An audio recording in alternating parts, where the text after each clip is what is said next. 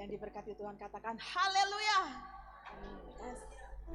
Kita mau datang pada Tuhan dengan hati yang tulus. Karena saat kita datang pada Tuhan, kita masuk dalam hadirat Tuhan, maka semua kekhawatiran, ketakutan sirna. Karena kita bertemu dengan Allah yang agung mulia. Kita akan masuk dalam hadirat Tuhan. Kita mau memuji-Mu ya Yesus. Engkau sungguh ajaib, Engkau sungguh mulia. Kami bersyukur Tuhan karena kasih setia-Mu yang sungguh luar biasa. Kami mau memuji, memuliakan nama-Mu. Dan biarlah Engkau saja yang diagungkan, ditinggikan di atas segalanya. Sucikan, kuduskan, layakkan kami. Dan biarlah Engkau saja yang bertahta atas pujian kami. Di dalam nama Tuhan Yesus. Haleluya. Bapa, ini hati kami, ini hidup kami. Kami mau persembahkan kepada-Mu. Yesus, kami mau pandang Engkau. Kami mau pandang kemuliaan-Mu yang penuh agung mulia itu. Yesus, kami bersyukur karena kami mengenal Engkau sebagai pribadi yang luar biasa buat kami.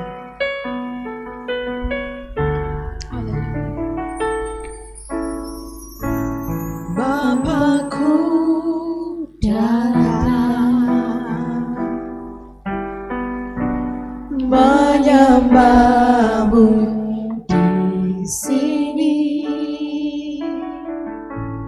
Ku percayakan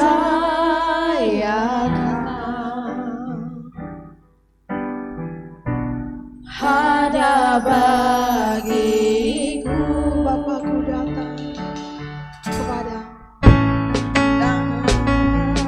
Haleluya. Bapa Tuhan, Engkau baik bagi kami.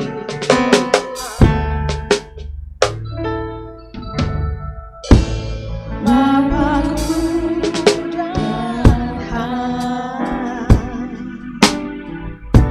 menyembah-Mu di sini. Menyembah Engkau di dalam roh dan kebenaran. Itulah yang menjadi kerinduan kami Tuhan. Karena nama-Mu Ada bagiku. Kau usah takut. Tak usah ku takut, sebab Kau sertaku. Tak usah ku bimbang, Kau di dalamku. Tak usah ku cemas, Kau menghiburku. Saat ku lemah, Kau kuatku. Ku nyanyi haleluya.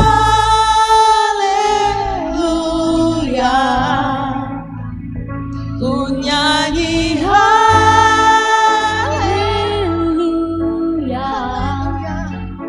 Sungguh Kau hebat, ajaib perkasa perbuatanmu. Ku nyanyi haleluya. Ku nyanyi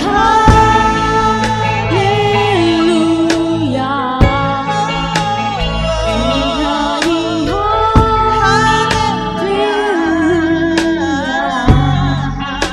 Sungguh Kau hebat, ajaib perkasa perbuatan.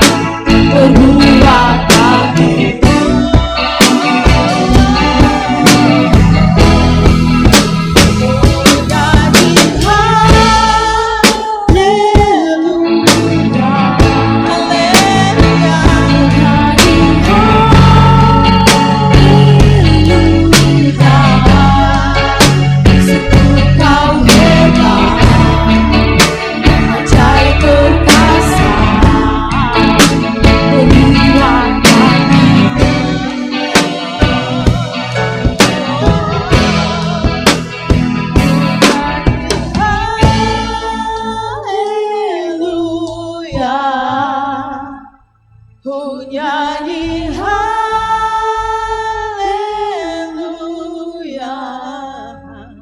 sungguh kau hebat. Yes. Yang kami sembah adalah Allah yang terhebat, ajaib perkasa. Perbuatan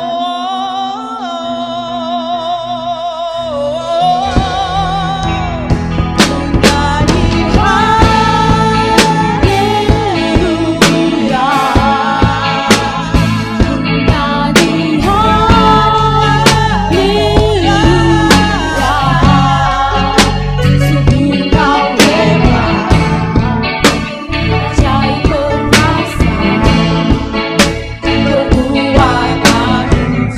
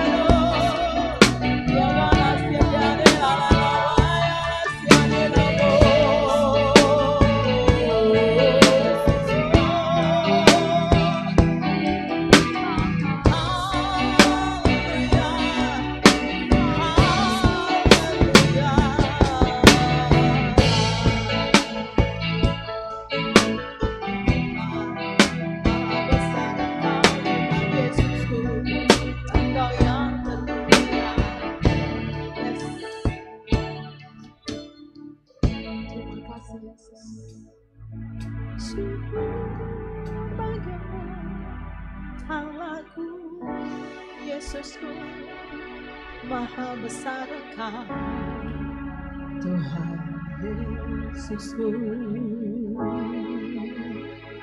Shadalamaya seyaleso binasi. Haleluya. Terima kasih Yesus. Segala puji syukur hanya bagi Kau, ditinggikan, dimuliakan di atas segalanya. Dan kami mau memuji, memuliakan nama-Mu lebih lagi bersemangat. Biarlah Engkau bertata atas kami. Di dalam nama Yesus kami telah berdoa dan mengucap syukur. Haleluya. Amin. Kita memiliki Allah yang luar biasa. Amin. Kasih-Nya luar biasa. Dia ingin kita hanya bahagia. Itulah Dia, Yesus, yang maha kasih, yang penuh hikmat dan kuasa. Haleluya. Terima kasih Tuhan. Kasih setia-Mu luar biasa. Engkau menjadi sahabat kami. Dan Engkau membuat kami terus tertawa dan berbahagia.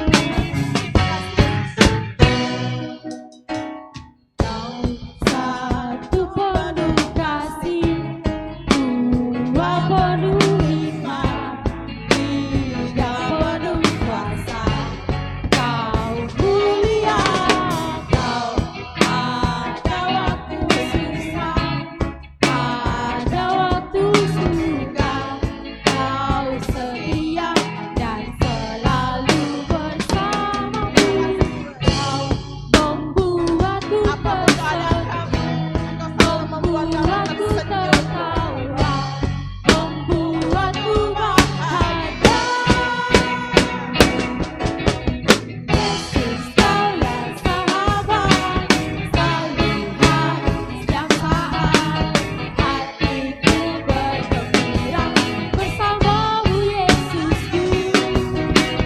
Tangan kiri ke depan, dari semua bergoyang, menari dan gembira, sukacita budaya Kristus. Saya ingat kita mau berdiri ya.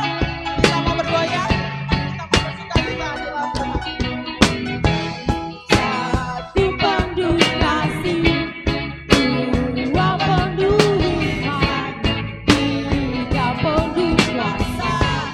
Kau mulia, Kau ada waktu suka, ada waktu duka.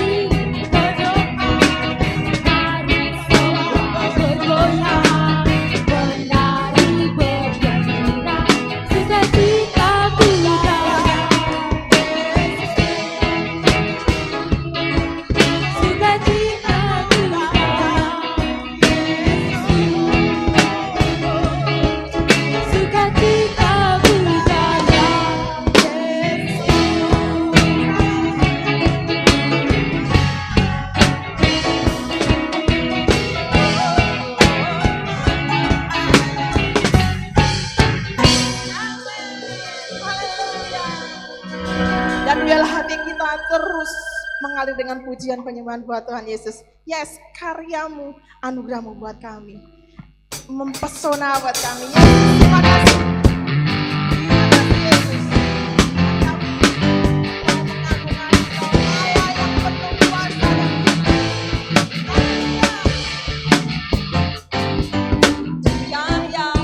Mempesonaku, kau angkat dari kelam.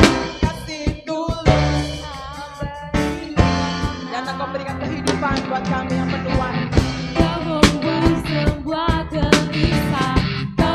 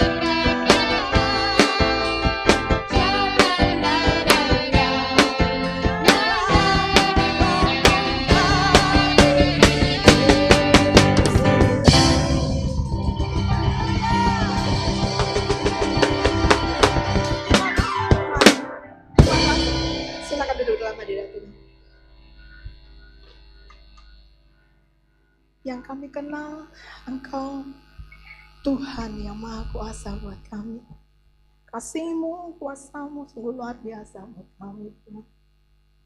Pengorbanan-Mu, karya salib-Mu itu membuat kami lepas, sehingga kami bahagia, sehingga kami bergembira, karena Engkau yang ada bersama dengan kami, dan karena Engkau yang ada di dalam kami. Dan kami mau pandang Engkau Tuhan Yesus. Hanya Engkau yang kami mau pandang, dan hanya Engkau yang kami agungkan, dan hanya Engkau yang kami puja, sembah, dan hormat. Yesus, inilah kami, inilah kami.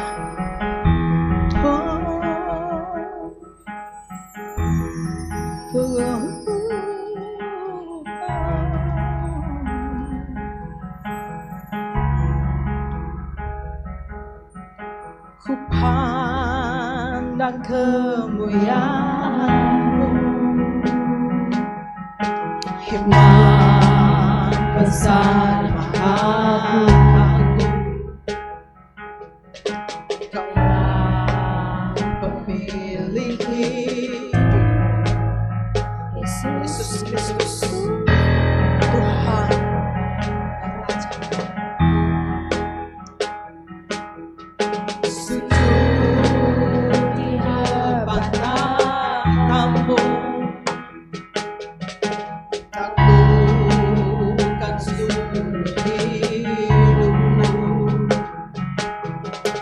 Dalam tangan-Mu penebus, Yesus Kristus Tuhan.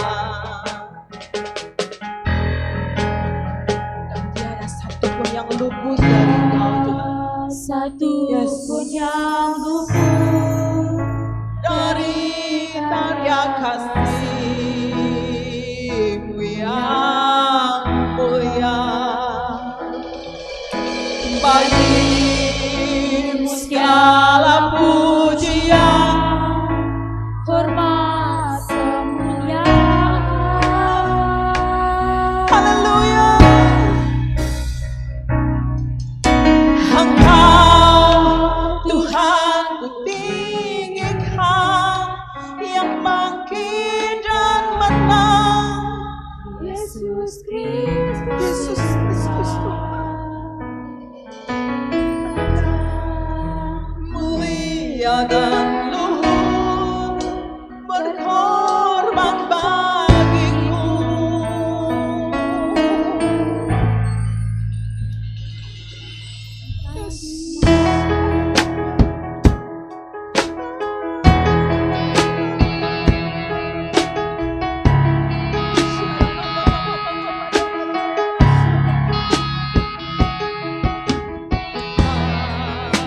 Dan kemuliaan-Mu,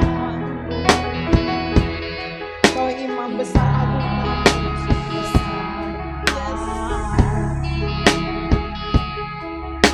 Kaulah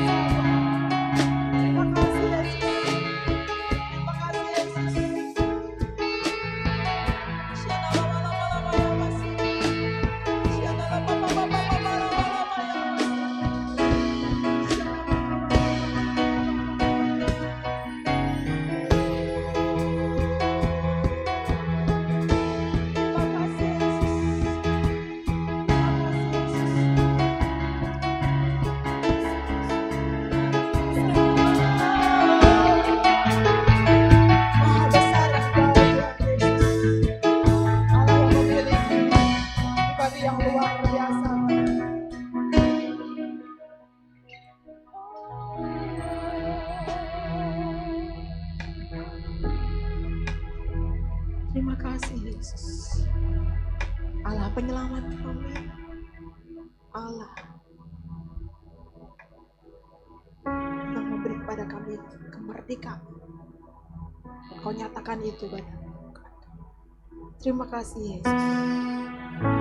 Yesus, kami mengenal Engkau di dalam Allah yang luar biasa, Bapa yang agung. Terima kasih Yesus.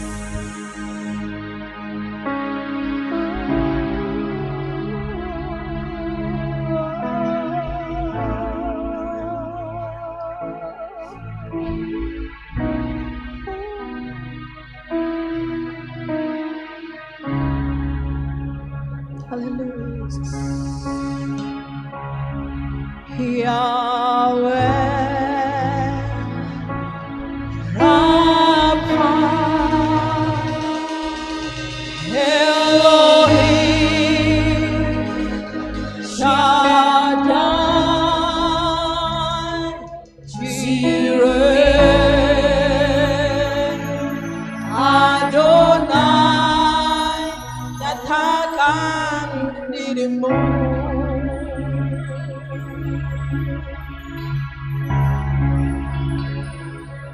Yahweh. Saya udah kita memanggil sendiri. Beri yang terbaik buat Tuhan Yesus. Elohim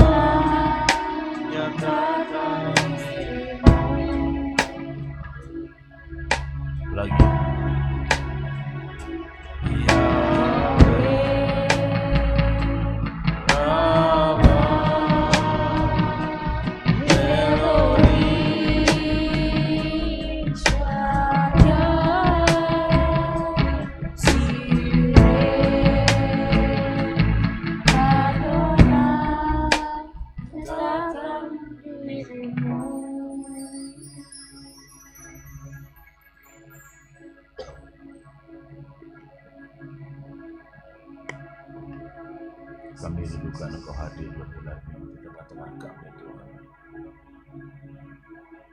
Kami rindukan Engkau bekerja dan berkarya lebih lagi di tengah-tengah kami. Kami hanya ingin menikmati perjumpaan pribadi dengan-Mu Tuhan. Kami hanya ingin merasakan pengalaman, kami boleh menikmati kebersamaan dengan-Mu Tuhan. Hadir dan bekerja lebih lagi di tengah-tengah kami Tuhan. Hadir dan bekerja lebih lagi di tengah-tengah kami. Hadir dan bekerja lebih lagi Tuhan.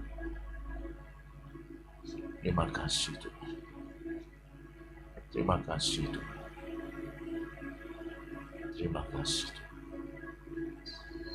Terima kasih Tuhan. Teruslah Engkau bekerja dan berkarya atas kami. Dan saatnya Tuhan berfirman kepada setiap kami. Berbicaralah ya Tuhan, karena kami siap untuk mendengar dan melakukannya. Demi nama Tuhan Yesus Kristus, kami siap untuk menerima firman Tuhan. Haleluya, kita semua yang siap katakan amin. Silakan duduk Bapak Ibu Saudara kasih Tuhan. Shalom. Puji Tuhan. Saya merasa kita harus lebih banyak lagi menyembah Tuhan supaya perkenanan Tuhan boleh turun atas kita semua, sehingga ibadah kita tidak menjadi sia-sia, melainkan ada sesuatu yang bisa kita dapatkan saat kita beribadah kepada Tuhan. Puji Tuhan Bapak Ibu Saudara. Hari ini ada beberapa hal yang mungkin akan kita kerjakan dan lakukan sebagai tindakan iman kita bersama-sama, baik secara pribadi maupun juga nanti secara korporat untuk untuk kota kita khususnya ya. Saya dapat ini ketika kita ada di pos Panembahan Juma Polo pada beberapa bulan yang lalu, kemudian saya berkumpul untuk ini apakah perlu disampaikan, dan Tuhan menggerakkan hati saya untuk saya menyampaikannya tepat di perjamuan kudus, karena dengan peringatan perjamuan kudus ini juga kita akan memperdamaikan kota kita, hidup kita dengan Tuhan. Nah, saya berharap Bapak Ibu Saudara bisa bekerja sama dengan baik dengan dalam hal membaca Yesaya 36 dan 37. Ya Bapak Ibu Saudara bisa baca dua pasal ini, tidak di sini, di rumah saja. Tetapi saya berharap Bapak Ibu Saudara benar-benar mau membacanya supaya konteksnya Bapak Ibu Saudara bisa tangkap, karena saya cuma akan ceritakan secara singkat saja karena ada beberapa hal yang akan kita lakukan sehingga membutuhkan waktu yang cukup panjang pada malam hari ini. Selain ada perjamuan kudus itu sendiri dan juga doa untuk yang berhari jadi waktunya bisa sangat panjang nanti begitu ya. Nah, kita akan membaca saja di dalam Yesaya pasal 37 ayat yang ke-3 saja Bapak Ibu Saudara, tapi nanti saya akan ceritakan sedikit tentang latar belakangnya. Yesaya 37 ayat yang ke-3. Yesaya 37 ayat yang ke-3, berkatalah mereka kepadanya, beginilah kata Hizkia, hari ini hari kesesatan, hari hukuman dan penistaan, sebab sudah datang waktunya untuk melahirkan, tetapi tidak ada kekuatan untuk melahirkannya. Sebab sudah datang waktunya untuk melahirkan anak, tetapi tidak ada kekuatan untuk melahirkannya. Hizkia berbicara hal ini tidak dalam arti yang sesungguhnya bahwa ia akan melahirkan seorang anak atau istrinya akan melahirkan seorang anak. Tapi ia berbicara mengenai bangsa Israel. Nah, saya ceritakan sedikit Bapak Ibu Saudara tentang kisah latar belakang ayat ini muncul. Jadi kerajaan Yehuda yang pada waktu itu dipimpin oleh Hizkia menghadapi tantangan, yaitu pengepungan dan rencana itu penyerangan dari pihak kerajaan Asyur yang pada waktu itu dirajai oleh yang namanya Sanherib. Singkat ceritanya, posisi Asyur sudah mendekat dan mengelilingi Yerusalem. Lalu sebagai upaya dalam tanda kutip menurut saya usaha manusia yang dilakukan oleh Hizkia adalah dengan cara ia membayarkan emas. Ya, kalau tidak salah hitung atau saya tidak salah mengingat 300 shikal perak dan 30 shikal emas. Satu jumlah yang sangat-sangat besar. Makanya tadi saya mohon kepada Bapak Ibu Saudara bisa baca 2 pasal tadi supaya kisah lengkapnya bisa tahu gitu ya. Nah, itu jumlah yang sangat fantastis hanya untuk membayar sebuah upeti. Bahkan Alkitab mencatat dengan jelas saking banyaknya emas yang harus dikirim supaya mendapatkan dalam tanda kutip belas kasihan Raja Asyur, itu Hizkia memerintahkan untuk mengerat emas-emas yang ada di dalam bait suci. Saudara bisa bayangkan bagaimana emas yang ada dalam bait suci itu begitu banyak dan itu dikerat, bahasa Jawanya diklotoi gitu kan, supaya itu bisa menjadi jumlah yang cukup banyak yang kemudian diupetikan kepada Raja Asyur yaitu Sanherib dengan maksud supaya Sanherib tidak jadi menyerang Yerusalem. Tapi firman Tuhan berkata dengan jelas hasilnya sebaliknya. Sanherib tetap mencoba untuk menyerang Yerusalem. Nah, Bapak Ibu Saudara, kemudian ketika rencana penyerangan itu terdengar oleh Hizkia, maka muncullah ayat yang kita baca ini. Kita ini ada di dalam sebuah kondisi di mana sesak. Kita ada dalam kesesakan, kita ada dalam penistaan. Seperti seorang yang mau melahirkan anak tetapi tidak memiliki kekuatan untuk melahirkannya. Ada semacam kondisi di mana Hizkia merasakan Israel itu dalam kondisi yang tidak punya daya apapun. Sudah mencoba dan berusaha dengan kekuatannya untuk mencoba menahan serangan dari Asyur, tetapi itu pun ternyata tidak bisa membuahkan hasil. Hasilnya tetap ada di dalam penyerangan. Nah, Bapak Ibu Saudara yang dikasihi Tuhan, sebuah situasi kondisi, bapak-bapak mungkin ada sebagian yang pernah menyaksikan istrinya melahirkan, tapi mungkin ada yang tidak. Tetapi secara umum kita bisa belajar bahwa kalau seorang ibu yang hendak melahirkan, kemudian di titik itu dia sudah tidak punya kekuatan, maka bahasa medis tidak mungkin terjadi kelahiran. Bersyukur untuk di zaman hari ini, karena begitu kondisi ini bisa terjadi misalnya, bisa dilakukan yang namanya operasi, Bapak Ibu Saudara. Tapi intinya adalah ketika tidak ada kekuatan untuk melahirkan, kelahiran tidak akan pernah terjadi. Kalau itu kemudian saya pakai bahasa itu kepada bahasa kondisi ini, bahwa Israel akan menjadi semacam ibu yang akan melahirkan sebuah bangsa yang baru. Bukan berarti bahwa ada keturunan baru yang dilahirkan, tidak, tetapi digambarkan saja seperti seorang ibu yang hendak melahirkan anak, ada generasi baru yang mencoba, yang diupayakan untuk bisa lahir pada kesempatan itu, tetapi tidak punya daya untuk melahirkannya, maka berarti generasi tidak akan pernah dilahirkan. Maka artinya bahwa kekuatan yang baru tidak akan pernah muncul karena sudah tidak ada daya, Bapak Ibu Saudara. Seorang ibu yang sudah tidak memiliki daya jelas tidak akan bisa disebut atau tidak akan bisa melahirkan secara baik karena sudah dikatakan tidak punya daya.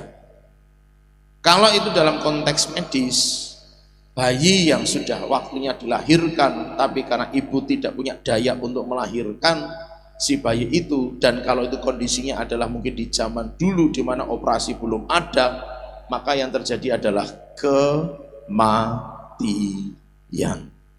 Bapak Ibu Saudara bisa bayangkan bagaimana bahwa kalau ini bicara tentang Hizkia yang sedang memimpin bangsa Israel, ancaman kematian sebuah bangsa atau kerajaan Yehuda sudah diambang pintu, sudah sangat mendekat sehubungan atau beriringan dengan adanya Asyur yang sedang mengepung Yerusalem. Bahasa ini muncul ketika Hizkia merasa sudah tidak punya daya lagi untuk bisa melawan Asyur, sudah tidak punya daya lagi untuk bisa mengalahkan Asyur. Usaha yang pernah ia lakukan dengan mengirimkan upeti sampai ia harus mengerat semua emas yang ada di bait suci pun ternyata gagal, Bapak Ibu Saudara. Apa yang kemudian dilakukan oleh Hizkia, Bapak Ibu Saudara dikasihi Tuhan? Bapak Ibu Saudara bisa baca ayat yang ke-14, 15 dan seterusnya. Singkat ceritanya adalah bahwa Hizkia berdoa kepada Tuhan. Surat yang dikirimkan oleh Raja Asyur melalui juru minuman Raja Asyur itu disampaikan kepada Hizkia. Hizkia membacanya. Kemudian surat itu istilahnya dibuka dan ditunjukkan kepada Tuhan. Tuhan, lihatlah bagaimana mereka sedang mencemooh umatmu dan seterusnya dan seterusnya.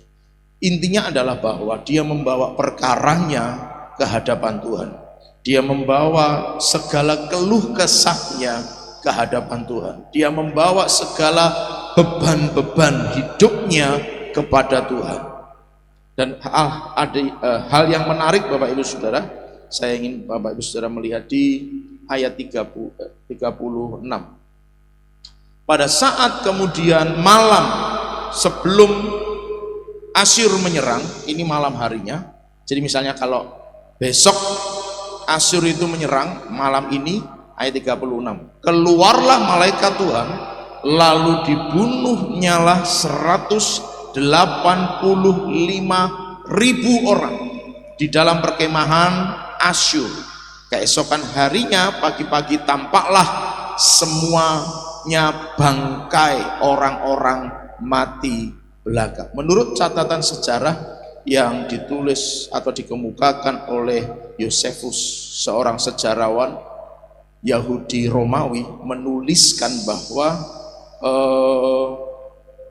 kondisinya adalah begini Bapak Ibu Saudara. Entah dari mana bahwa persenjataan bangsa Asyur itu rusak semuanya pada waktu semalam, dalam jangka waktu cuma semalaman.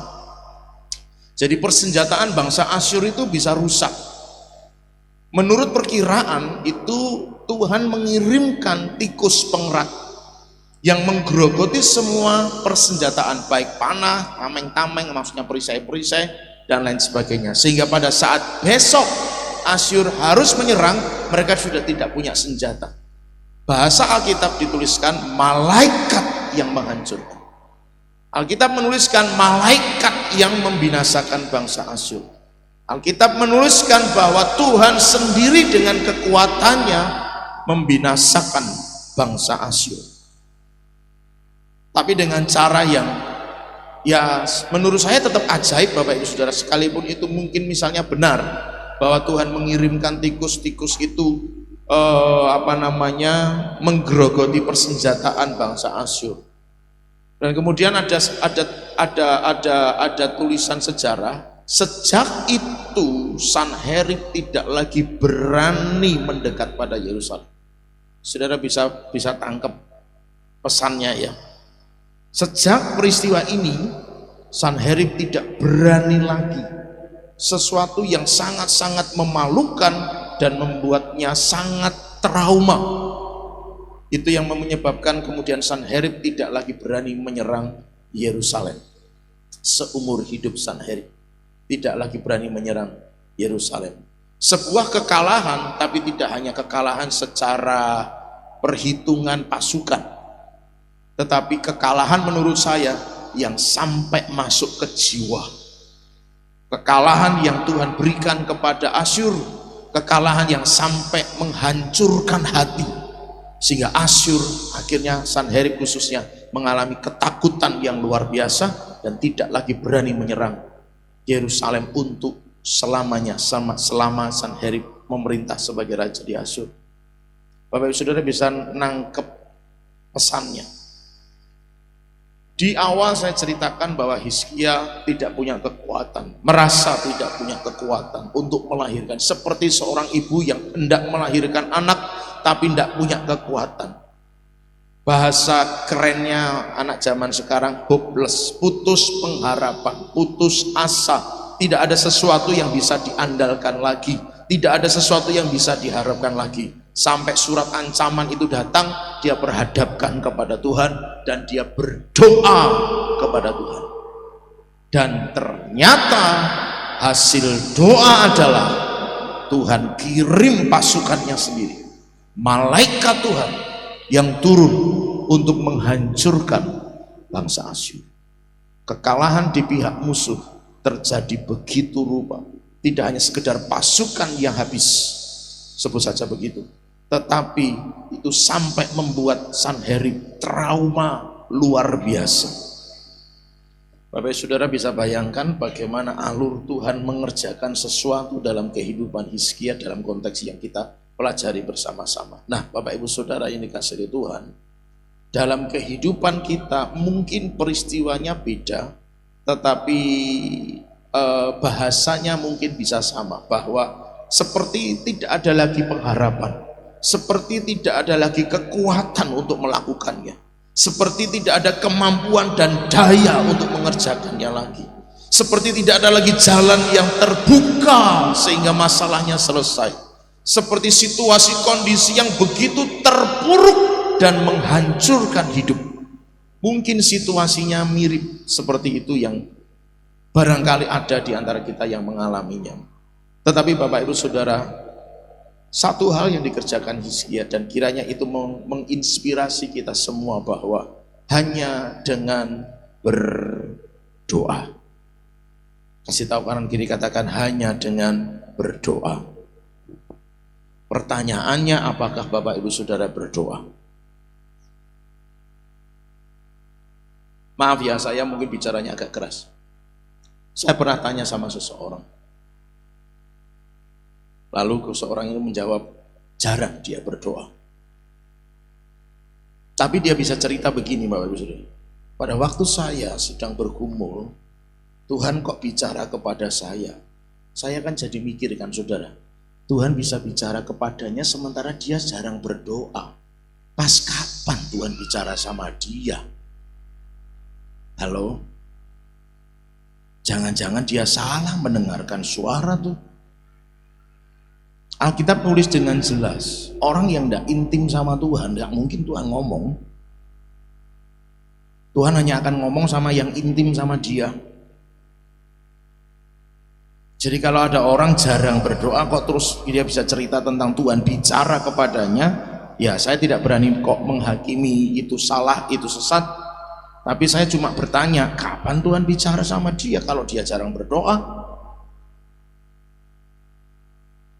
Bapak Ibu Saudara, jangan hati-hati mendengarkan sebuah cerita dan kesaksian.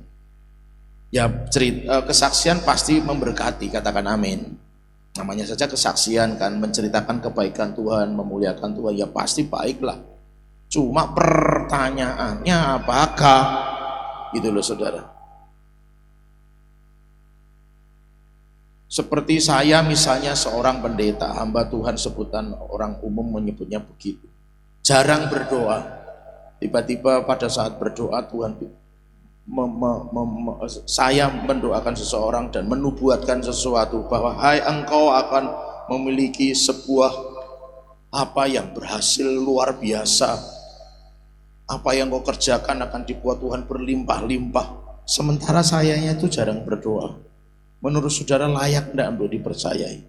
Bukan menghina, maafkan, tetapi harus diuji. Kasih tahu kanan kiri, katakan harus diuji.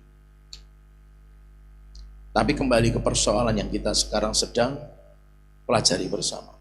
Pada saat Hizkia mengalami suatu kondisi yang tadi sudah saya sebutkan, dan mungkin kita mengalami bahasa yang sama walaupun situasinya berbeda, percayalah bahwa hanya dengan berdoa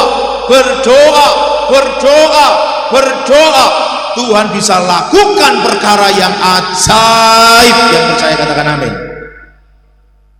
Gak nalar loh saudara, 185.000 tentara Asyur mati hanya dalam waktu semalam. Karena besok pagi, Pak, ayatnya jelas menulis, besok paginya sudah ada bangkainya. Jadi bukan pada saat perperangan terjadi. Mati dengan sendirinya tanpa berperang berarti. Saya tadi salah ngomong. Sudah mati lebih dulu sebelum berperang. Karena besok paginya bangkai 185.000 orang sudah kelihatan. Tuhan yang berperang. Tuhan yang menghancurkan musuh. Tuhan yang menghalaukan setiap penghalang, penghadang, penghambat dalam setiap kehidupan umatnya. Tapi ingat ya Bapak Ibu Saudara, Hizkia itu catatan Alkitab nulis dengan jelas, dia orang yang takut akan Tuhan. Dia raja yang takut akan Tuhan. Dia yang menyingkirkan berhala-berhala. Itu harus dicatat. Jadi jangan kemudian, loh Tuhan katanya Tuhan nolong, kemarin firmannya kan Hizkia, lah hidup kita sudah jadi kayak Hizkia belum? Mungkin masih ada banyak dendam, iri hati, kepahitan, ya itu singkirin dulu supaya waktu berdoa Tuhan kerjakan keajaiban dalam hidup kita. Katakan amin. Kalau masih ada hal-hal yang tidak bagus, negatif, suka mikir buruk, suka prasangka, suka berkata tidak positif, singkirkan dulu supaya pada waktu berdoa mujizat terjadi. Tapi hari ini kita diteguhkan, apapun persoalan masalah yang mungkin dalam bahasa tadi saya katakan sama, sudah seperti seolah-olah tidak ada harapan, seperti seolah-olah sudahlah ini sudah tidak ada kesempatan yang kedua. Percayalah, pada saat kita terus berdoa, pasti mujizat terjadi. Saling menubuatkan kanan kiri, katakan mujizat pasti terjadi dalam hidupmu. Apapun Bapak Ibu Saudara, apapun. Nah hari ini yang tadi saya katakan ada beberapa hal yang akan kita lakukan. Salah satunya adalah bahwa saya merasa bahwa pada saat saya dapat ayat ini di pos Panembahan Juma Polo, saya merasa kita harus semacam dalam tanda kutip ya, baru dalam tanda kutip karena belum benar-benar harus sampai ke tahap seperti yang saya bahasakan, mengadopsi. Dalam tanda kutip itu mengadopsi, karena kalau mengadopsi yang sesungguhnya, mengadopsi wilayah dalam pelajaran doa itu Bapak Ibu Saudara ada namanya mengadopsi kota.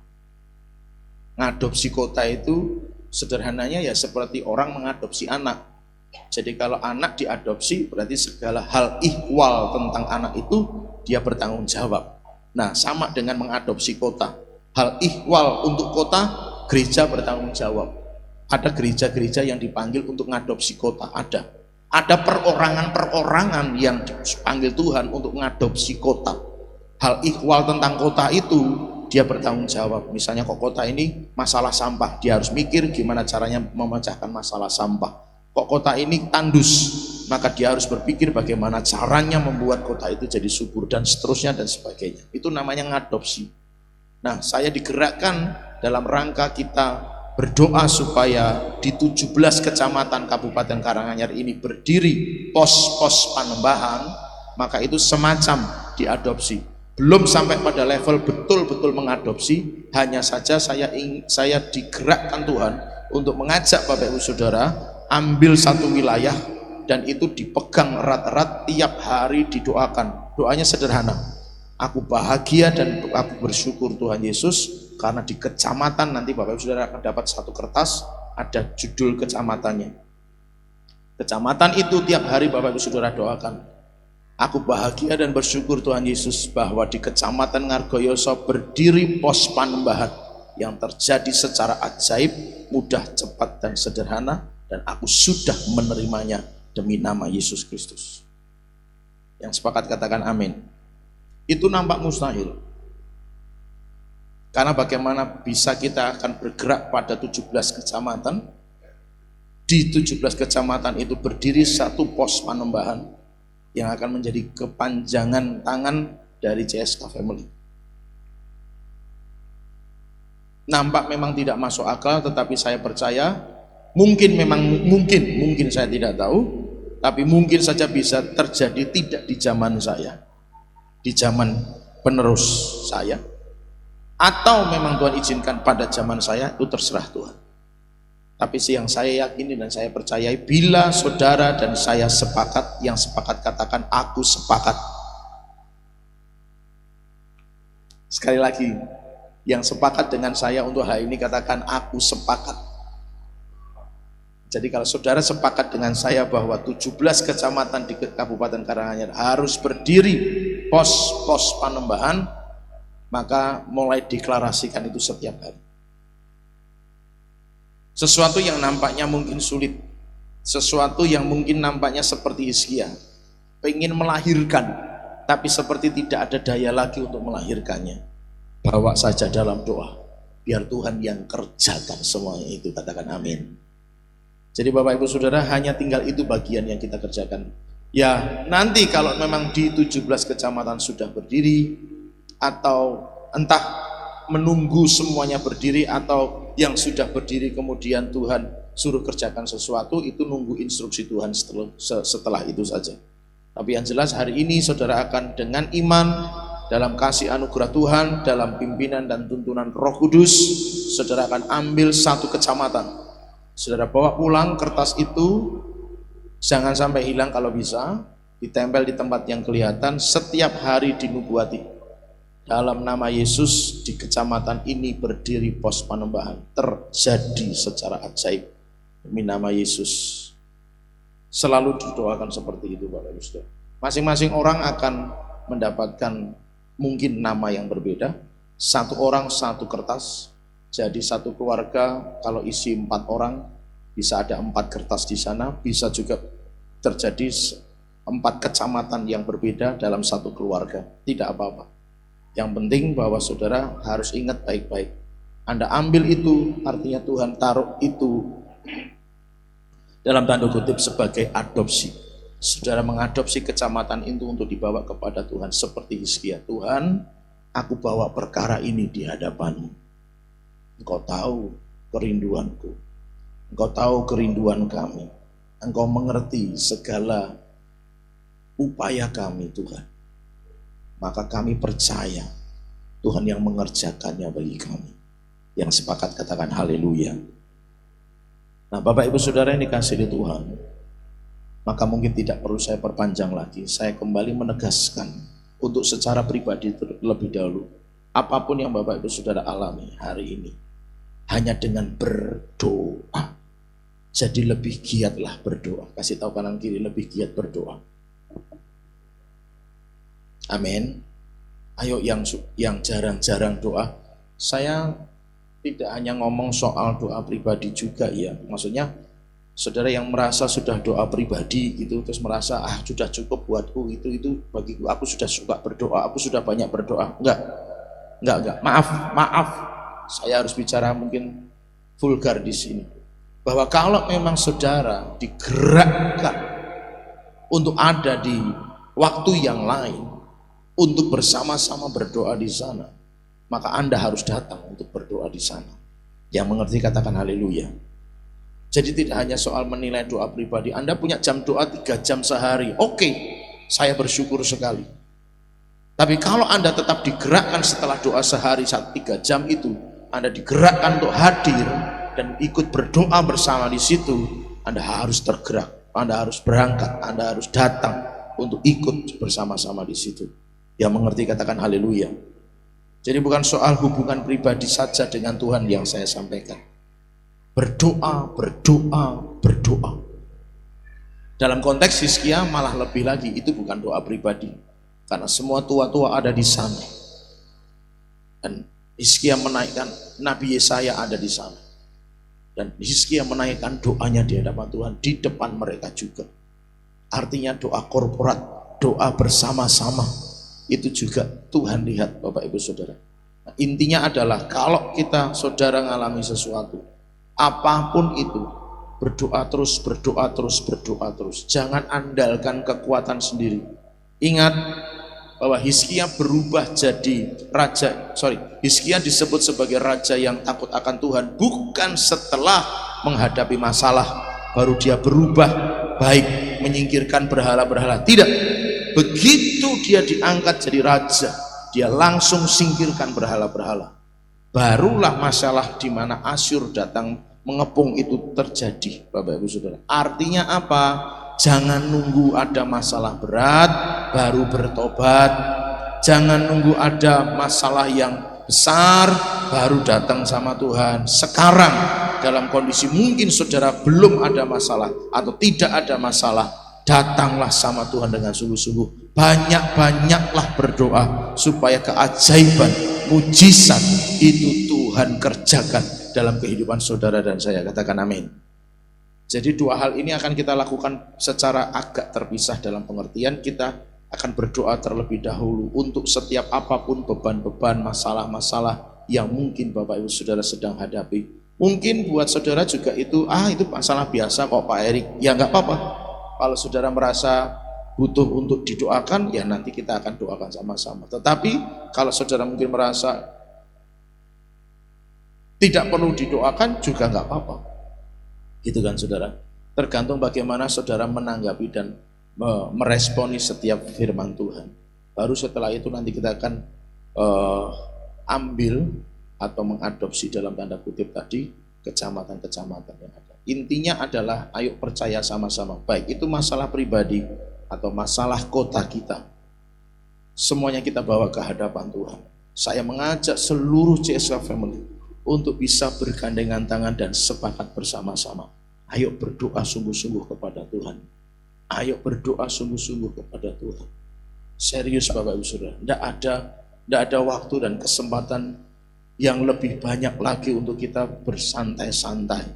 Waktunya buat kita memang pada akhirnya memotong dan memangkas waktu pribadi kita hanya untuk kita datang bersama-sama dengan keluarga yang lain, saudara yang lain di CSK Family. Untuk apa? Berdoa menangisi supaya kota kita diselamatkan, supaya kota kita ini mendapatkan perkenanan Tuhan, supaya gereja Tuhan, tubuh Kristus itu bersatu dan sebagainya. Olehnya Bapak Ibu Saudara yang dikasihi Tuhan, sama-sama kita akan persiapkan diri kita sebelum kita masuk dalam perjamuan kudus. Saudara bisa tutup Alkitab saudara, masuk dalam saat teduh sebentar, bisa pejamkan mata, masuk dalam hadirat Tuhan, berkomunikasi. Yang bisa berbahasa roh mungkin bisa berbahasa roh kepada Tuhan untuk beberapa saat saja ke depan sebelum kita benar-benar menikmati perjamuan kudus pada malam hari ini. Dan sekali lagi Bapak Ibu Saudara, saya sampaikan, tegaskan, Hizkia hanya berdoa kepada Tuhan. Alkitab tidak menulis doanya itu doa yang bagaimana-bagaimana. Tidak dengan doa puasa. Tidak dengan doa yang seperti gimana. Tidak ada. Alkitab menulis hanya dia angkat kertas surat dari Asyur itu dan disampaikan kepada Tuhan. Menurut saya, ya dia berdoa seperti saudara dan saya berdoa. Tidak ada doa khusus yang dia sampaikan. Tapi intinya adalah dia sampaikan itu semuanya di hadapan Tuhan. Maka Tuhan mendengar. Dan ayat 36 kita sudah baca. Tuhan lakukan perkara yang dahsyat atas Asyur. Pagi ketika matahari sudah mulai terbit, nampak mayat dari pasukan Asyur sudah tergeletak tak bernyawa, sejumlah 185.000 orang. Artinya Bapak Ibu Saudara, perkara yang ajaib, perkara yang luar biasa Tuhan bisa kerjakan asal kita percaya, asal kita yakin, asal kita sungguh-sungguh datang kepada Tuhan, berdoa pada Tuhan. Namun di dalam itu juga jangan lupakan bahwa kita harus membereskan hati kita, membereskan hidup kita, membereskan cara berpikir kita, membereskan seluruh keberadaan kita, supaya tidak ada noda celah di hadapan Tuhan, melainkan bersih di hadapan Tuhan. Olehnya mintalah pengampunan kepadanya, agar Tuhan memberikan pengampunan dan menyucikan kita dari segala dosa dan kejahatan kita. Dan pada akhirnya kita mendapatkan pemulihan yang dari Tuhan, kita mendapatkan mujizat yang dari Tuhan. Haleluya.